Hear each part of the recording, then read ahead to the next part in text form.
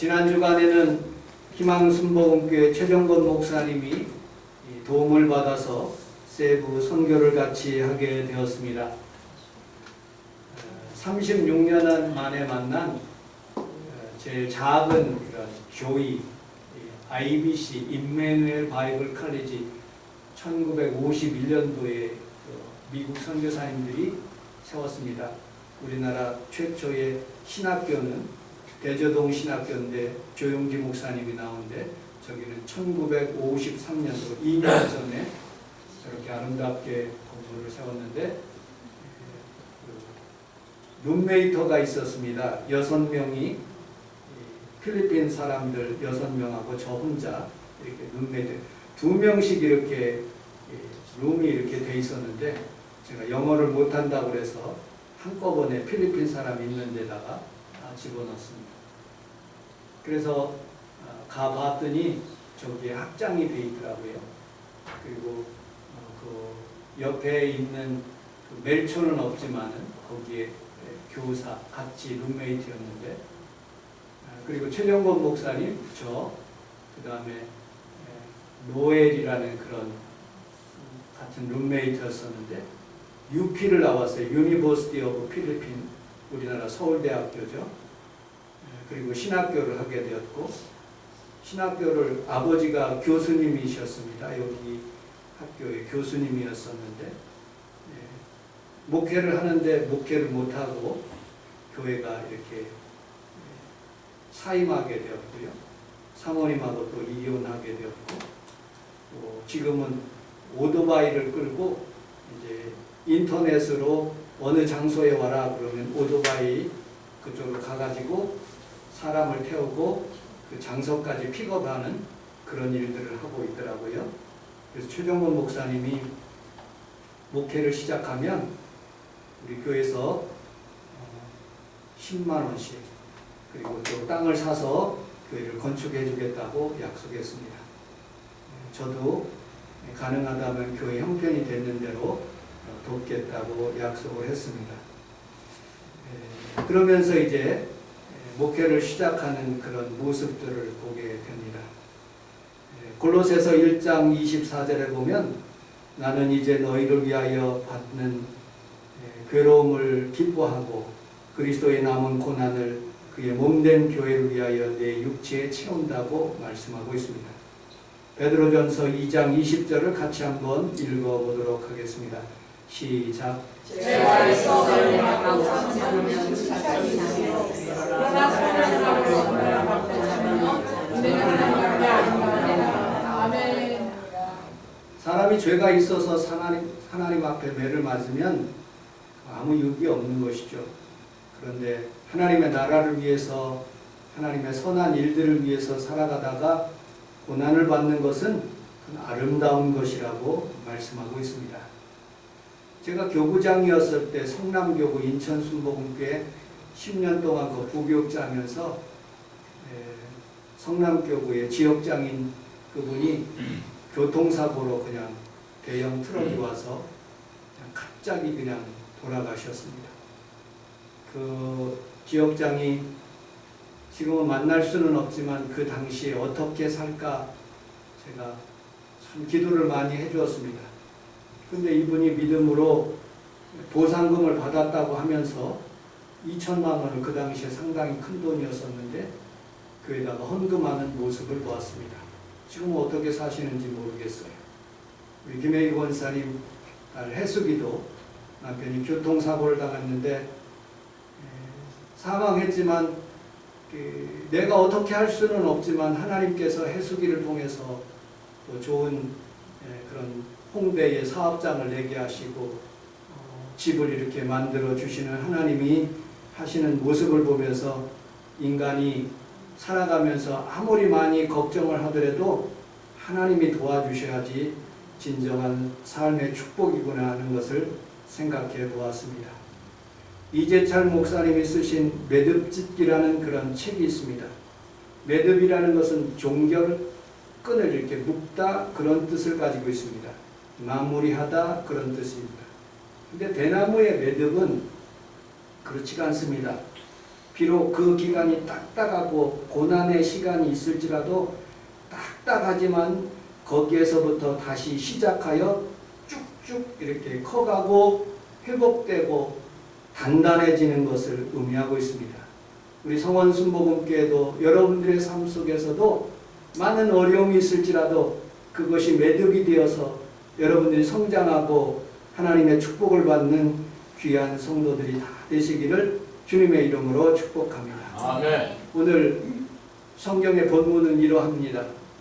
엘리사 시대에 신학생들이 있었습니다. 그 당시에 신학생들도 지금도 마찬가지지만 가난한 사람들입니다. 그래서 신학을 하게 되었죠. 그런데 남편이 신학을 하던 중에 그냥 죽었습니다. 그리고 빚이 있어 여러 가지로 빚 문제로 인해서 그 신학교 학장이었었던 그 엘리사 선생님을 찾아간 것이죠.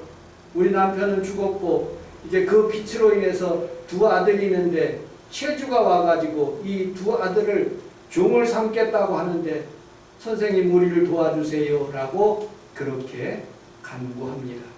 그때 엘리사 선생님은 세 가지로 그 문제를 해결합니다. 첫째는 내 있는 것이 무엇이냐? 있는 것을 가져와라. 두 번째로는 문들을 다 닫아라. 잡생각의 문들을 다 닫아라. 그리고 오직 하나님 앞에 살아가면서 많은 것을 빌려와서 그리고 그 그릇에 믿음으로 부어라. 그리고 하나님께서 그것을 채워주시면 빚도 다 갚고 그리고 또 생활을 하라 하는 것이 오늘 본문에 있는 말씀입니다. 여러분 가정에 혹시 빚이 있으면 다 빚이 청산되고 또 여러분들의 모든 영적인 문제 그런 것까지 오늘 말씀을 듣다가 해결받는 귀한 성도들이 다 되시기를 주님의 이름으로 축복합니다. 아멘. 1절, 2절을 같이 한번 읽어보도록 하겠습니다. 1절, 2절 시작.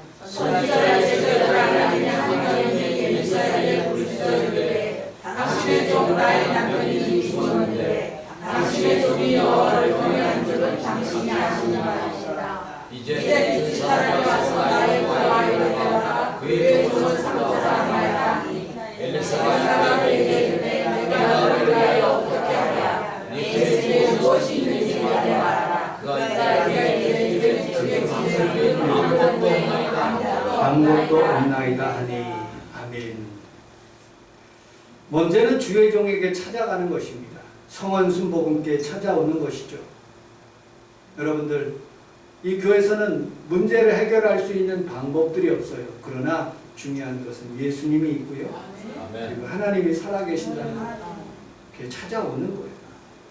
여러분들 예수님께서는 그곳에 가시는 곳이 광야라 할지라도 우리 주님께서는 오병이어의 기적을 베풀어 주셨어요. 예수님이 그 바톤을 베드로에게 넘겨줬는데 여러분들 로마에서는 아무도 아는 사람 그리스도인이 없었어요. 그런데 베드로 이후에 300년 동안 복음이 증거되니까 이탈리아에 예수 믿는 카톨릭 국가로 하나님께서 축복하시는 모습을 보게 됩니다. 그 카톨릭이 정말로 여러 가지로 하나님 마음에 합하지 않았기 때문에 마틴 루터라는 사람이 독일에서 종교개혁을 일으킵니다. 그 한 사람으로 말미암아 이제부터 카톨릭에서 기독교로 바뀌어지는 거죠. 아무것도 없지만 그냥 종교개혁하는 거예요. 그래서 하나님께서 유럽을 하나님께서 기독교 국가로 천주교 국가에서 기독교 국가로 바꾸는 거예요. 그리고 영국도 앵글로 섹슨족이었었는데 그곳에 웨슬러라는 그런 목사님이 감리교를 창설하시면서 말 타고 복음을 증거하고 순수하게 하나님의 복음을 증거하기 시작합니다. 그 메리 여왕이 탄압을 시작하니까 거기에 있는 순수한 그런 청교도들이 미국으로 가서 하나님의 복음을 미국에 심어주니까 미국이 창대한 그런 나라가 되는 거예요. 아벤젤러와 언더우드가 우리나라에 들어올 때 우리나라는 다 불교 국가였어요. 아무것도 없는 그런 기독교의 맹지였습니다. 그런데 예수님께서 함께 하시니까 보이지는 않지만 예수님은 분명히 우리 가운데 있고 여러분들 마음속에 있으므로 그 예수님으로 말미암아 여러분들의 영혼이 잘 되고 범사가 잘 되시기를 주님의 이름으로 축복합니다. 아멘. 그 씨앗, 예수님의 씨앗을 통해서 그렇습니다. 전 참으로 어려운 시절을 살았습니다. 저희 집은 넉넉하지 못했어요. 예수님을 4대, 5대째 믿어오지만 물질적인 여유가 없었어요. 그럴 때마다 저는 하나님의 성전에 찾아와서 기도했습니다. 몸이 아플 때 하나님의 성전에 찾아왔습니다. 물질적인 여유가 없어 공납금이 없었을 때 하나님의 성전에 찾아나왔어요. 다른 친구들은 다 경주로 가고 강릉으로 수학여행 갈 때 돈이 없어서 수학여행을 못 갔어요. 그때 하나님의 성전에 찾아나와서 하나님 나에게도 좋은 여행할 날이 오게 해주실 줄로 믿습니다라고 눈물을 흘리면서 하나님의 성전에서 기도했습니다. 여러분들, 우리는 하나님의 성전에 하나님 살아계시는 이 하나님 앞에서 예배드리는 이 순간이 가장 귀한 순간이고 하나님의 축복을 받는 순간인 것을 믿으시기를 주님의 이름으로 축복합니다. 아멘. 우리 하박국서 3장 17절로 19절에 있는 말씀을 같이 한번 읽어보도록 하겠습니다. 시작. 비록 영화가 나를 원하시는 또 열매가 없으며 건강한 맛의 수익이 없으며 때로 올려주시며 우리의 양이 없으며 외압한 새가 없으시라도 나를 여호와로 말미암아 즐거워하며 나의 구원의 하나님으로 말미암아 기뻐하리로다. 여호와는 나의 진리시라 나의 가를 사슴과 함께하사 나를 나의 목숨으로 다니게 하시리라. 이분은 취하는 사람을 위하여 내 손에 맞추셨습니다. 아멘. 우리 함께 따라하겠습니다. 나는 여호와로 인하여 즐거워합니다. 구원의 하나님으로 인하여 기뻐합니다. 여러분들, 세상에서는요 무엇을 보여줘야 돼? 1 더하기 1은 2. 기독교에는 보여줄 게 없어요. 정직하게 말하면 그냥 뜬구름 잡는 거예요. 그런데 하나님은 그걸 느끼게 하시는 거예요. 피부적으로 깨닫게 하시는 거예요. 여러분들, 세상에서는 복이요 가진 것, 소유 그런 개념으로 합니다. 그런데 기독교에서는요 그 마음, 그런 상태로 하나님이 축복하시는 누림의 축복을 보게 합니다.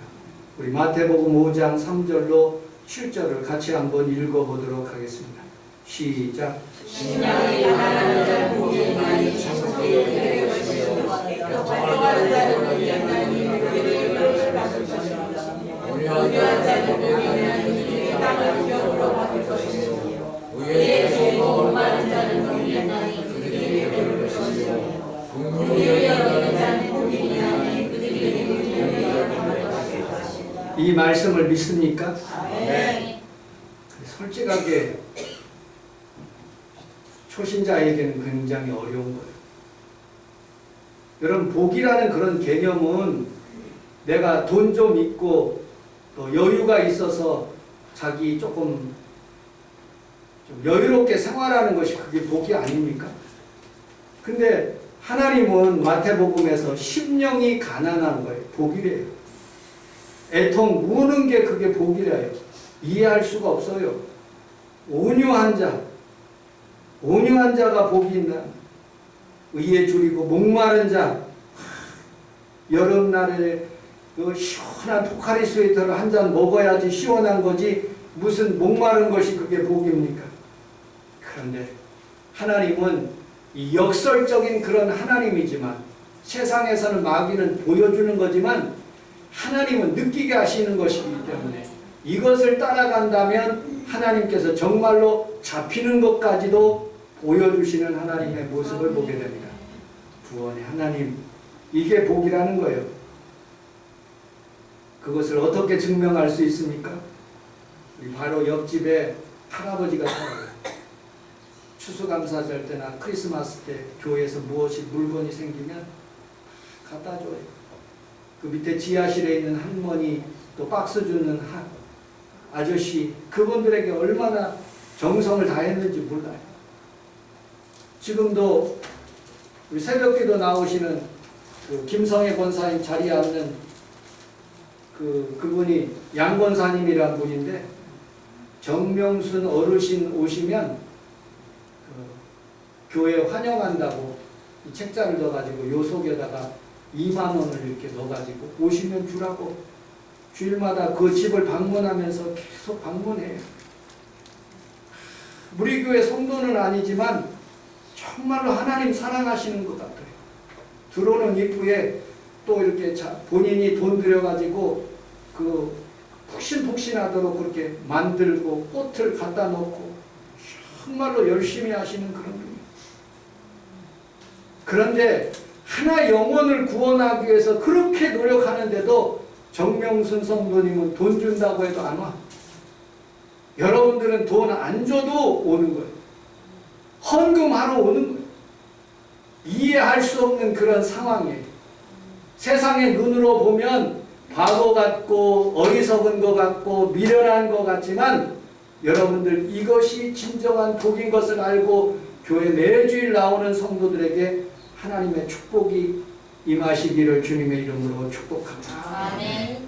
신학교 다닐 때 40년 전에 신학교를 다닐 때 윤정열 목사님이 가장 어려운 목사님이었어요. 결혼을 했는데 사모님이 헤어지자는 거예요. 참 어찌할 수 없는 그런 상황. 그래서 날마다 공부를 끝나고 난 뒤에 밥 먹고 난 뒤에 가는 일이 채플이에요. 채플. 예배당 가서 하나님 앞에 막 부르짖어요. 근데 하나님이 좋은 사모님 다시 얻게 하시고 자녀 셋 주시고, 또 하나님께서 큰 교회로 신학교 2개, 그 다음에 거기에 나온 신학생들 교회 지어줘가지고 50여 개의 큰 교회들이 이렇게 세워지는 그런 모습을 보게 됩니다.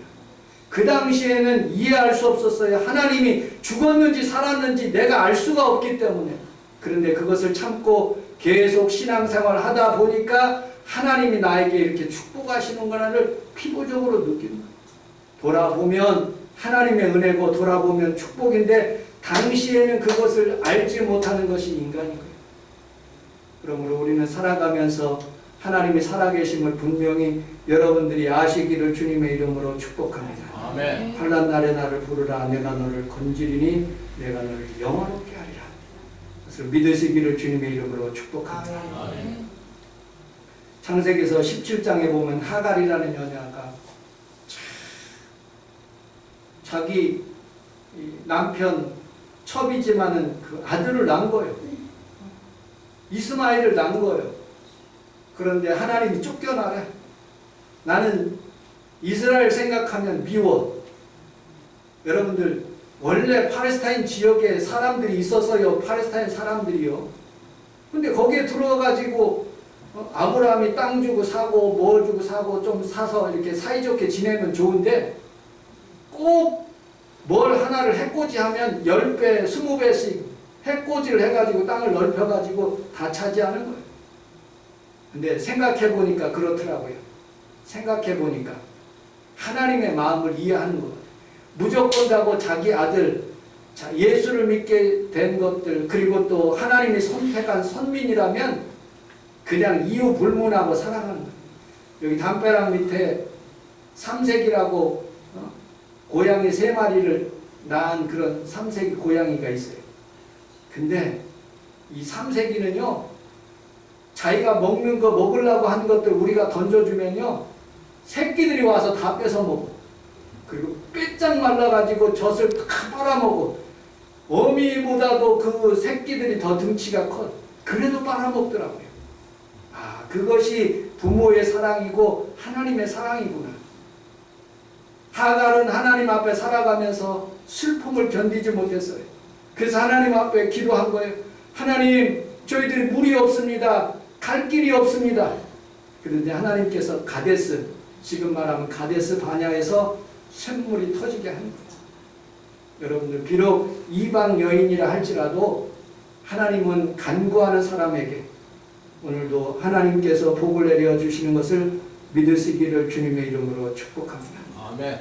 저에게도 그렇게 했어요. 돈이 없었을 때 신학교는 갔는데 돈이 없더라고요. 그래서 하나님 앞에서 저도 윤정열 목사님 다음으로 기도 많이 했어요. 하나님, 등록금이 없습니다. 그때마다 예광 순복음교회 최성원 목사님이 그 기도를 들었는지 계속 제 메일함에다가 돈을 집어넣더라고요. 그래서 그거 가지고 졸업하게 된 거예요. 여러분들, 우리는 살아가면서 하나님 앞에서 여러분들이 기도 제목이 있습니까? 무슨 기도 제목인지 나는 모르겠어요. 그런데 분명한 것은 하나님 들어주시는 거예요. 바디메오가 다윗의 예수여 나를 불쌍히 여겨주시고 나를 치료하여 주라고 소리 지르는 거예요. 예수님 앞에 왔을 때 예수님께서 물어요. 김성애 권사님, 바디메오의 소원은 뭐예요? 바디메오의 소원. 소경 바디메오의 소원은 뭐? 네? 그렇죠. 그런데도 예수님은 또 물어요. 내가 너에게 무엇을 하여 주기를 원하네. 봉사가 온 게 뭐예요? 눈 뜨는 거지 않습니까? 그래도 물어요. 오늘 여러분들의 10년 가운데 기도 제목이 있으면 입으로 시인하여 고백하여 구원을 얻고 입으로 시인하여 하나님께서 응답을 주시는 거예요. 아멘. 오늘 여러분들이 하나님 앞에서 다 응답 받으시기를 주님의 이름으로 축복합니다. 아멘. 저는 전라북도 김제군 진흥리 상목에서 살았어요. 그런데 그게 상목에 가면은 우물물이 있어요. 우물물이 퍼서 하다가 어느 순간에 펌프를 만들어 놨더라고요. 그런데 거기에다 조그만한 바가지 같은 거, 그 호박 이렇게 긁어가지고 그 바가지를 놔가지고 물을 항상 걷다 부어요. 지나가는 나그네들 먹으라고. 그래서 거기에다가 그 펌프질하는 고개다가 싹 따라가지고 열심히 펌프질하면 물이 콸콸콸콸콸 나오는 거예요. 여러분, 오늘 나온 이 시간이요, 여러분들에겐 마중물이에요. 아멘. 여러분들의 기도가요, 마중물이라니까. 이것을 통해서 하나님이 응답하시고 하나님께서 복을 내려주시는 거예요. 여러분들 기도의 응답에 확신을 가지시기를 주님의 이름으로 축복합니다. 아멘. 여러분들 이해하고 순종하는 것이 아니라 우리 함께 따라하겠습니다. 순종하고 이해합시다. 내가 잘 몰라요. 그러나 하나님 그렇게 하라니까 순종하는 거예요. 먼저 낮아지면 하나님 높여주신대요. 섬기면 하나님이 높여주신다는 거예요. 죽으면 하나님이 살려주신다는 거예요. 드리면 풍성하게 된다고 말씀하고 있습니다. 오늘 이 아침에 여러분들의 삶 가운데 이런 일들이 일어나기를 주님의 이름으로 축복합니다. 아멘. 세 번째 3절 4절을 같이 한번 읽어보도록 하겠습니다. 3절 4절 시작. 이르되 밖에 나가서 모든 이웃에게 그릇을 비우라. 빈 그릇을 비우되 조금 잃지 말고 너는 내 두 아들과 함께 들어가서 물을 가지고 그 모든 그릇에 기름을 부어서 상대로 비우라.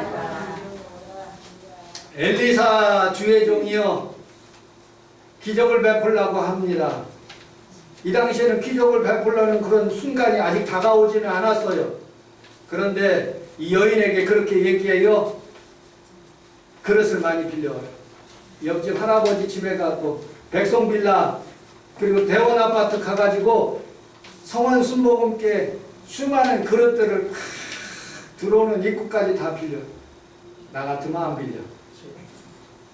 그런데 이 여인은 순종한 거예요. 이해하지 못하지만은 그러나 순종하는 거예요. 그게 믿음이고 신앙생활인 거예요. 여러분들, 내가 하나님께서 복 주신다고 설교하지만 정말 복이 옵니까? 안 와요. 잘 안 와요. 정직하게 얘기하면. 그런데 믿으면 하나님이 주시는 거예요. 그걸 믿는 것이 신앙생활이에요. 아멘. 그리고 하나님께서 이렇게 예수님 엘리사에게 말씀합니다. 너 그렇게 그릇 많이 빌렸지? 세상에 있는 사람들이 다 쳐다볼 거예요. 너 그릇 빌려갔으니까. 어떻게 되는가 다 쳐다볼 거예요.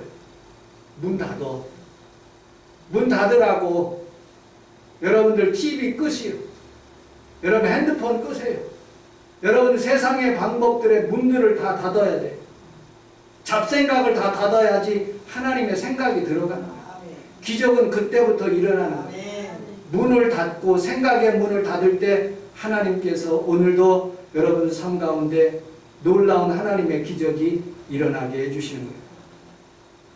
야이로의 딸을 살릴 때 마태복음 5장 40절 같이 한번 읽어보도록 하겠습니다. 시작. 그들이 이르더라. 예수께서 그들을 다 내보내신 후에 아이의 부모와 또 자기와 함께 가족을 와인 있는 곳에 들어가다.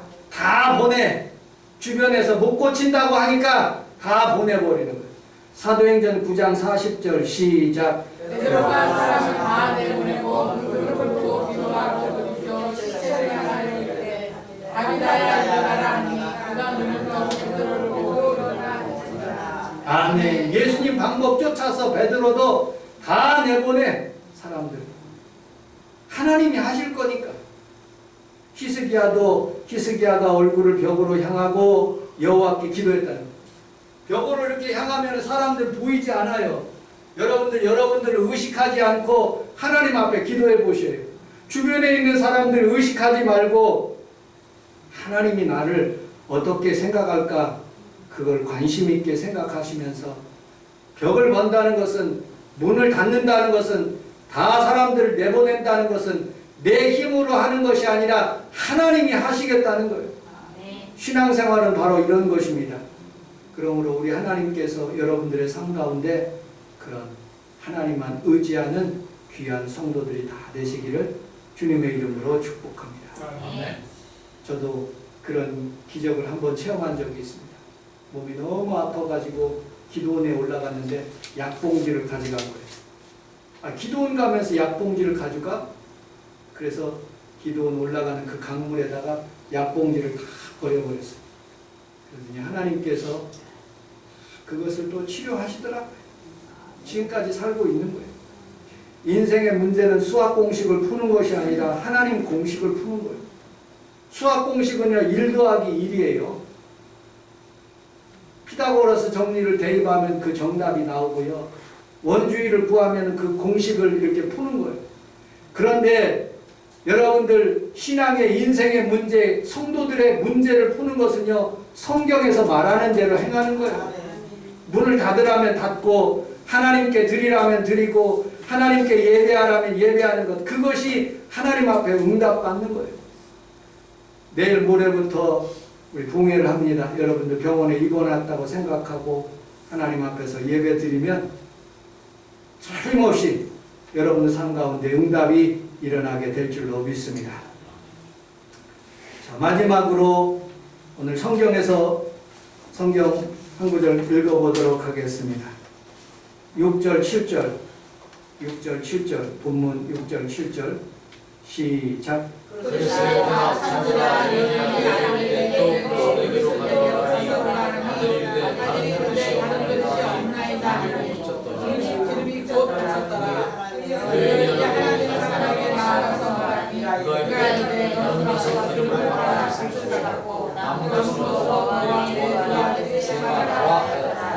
아멘. 우리 함께 따라서 하겠습니다. 기름을 팔아 빛을 갚으라. 여기에서 기름은요 영적인 기름, 성령도 의미하지만 여기는 오일, 올리브 오일. 그것은 왕을 기름 부을 때, 그 다음에 제사장, 선지자를 기름 부을 때 부르던 것. 우리나라 식용유, 해표 식용유가 아니에요. 조금 비싼 것, 또 값어치 있는 것. 여러분 기름 팔아가지고 얼마나 그릇이 난다고 해서 그것이 많이 팔렸겠습니까? 성경에서 보니까 예수님께서도 그 마리아를 통해서 옥합 기름을 탁 깨트려가지고 그거 부어드렸는데 300데나리온이래요. 한 데나리온이 일꾼, 삭슬 받는 일꾼 약 10만원 정도 된다면 3천만 원이에요. 그 옥합 깨트린 게.